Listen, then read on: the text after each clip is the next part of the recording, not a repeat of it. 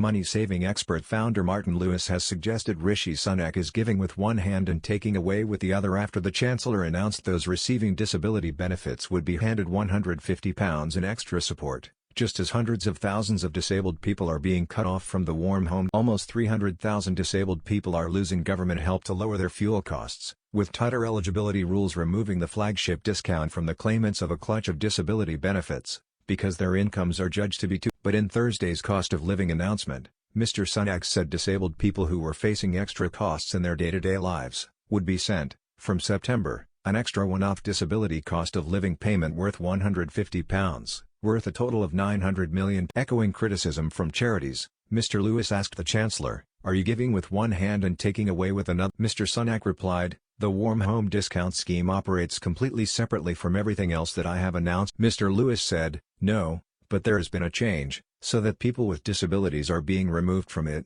so you're giving them £150 but they're losing the warm home discount." Mr. Sunak replied, "In aggregate, what is happening with the warm home discount is that it is being expanded by, I think, about 700,000. Responding to the Chancellor, Mr. Lewis said the net gain for these people is zero and urged him to look again at the policy. Ministers argue the shake-up of the warm home scheme will better target fuel poverty, delivering help to an extra 160,000 people with a long-term illness or disability, while hiking payments by £10 to £100. But they have rejected pleas to continue help for claimants of Disability Living Allowance, DLA, and Personal Independence Payments, PIP, regardless of income, because they all face higher disability. Charities have warned that the measures outlined by the Chancellor on Thursday do not go far enough, particularly with the loss of the warm. Gemma Hope, Director of Policy at Leonard Cheshire, said, "While we certainly welcome the measures announced today, the truth of the matter is they really only offer short-term solutions to a long. The reality is that over 500,000 disabled people are already living off just £10 a week after. And when you take into account impending energy price increases later this year, and the fact that thousands of disabled people are set to lose their warm home discount in the autumn, already stretched budgets will have to go even further. It just isn't viable."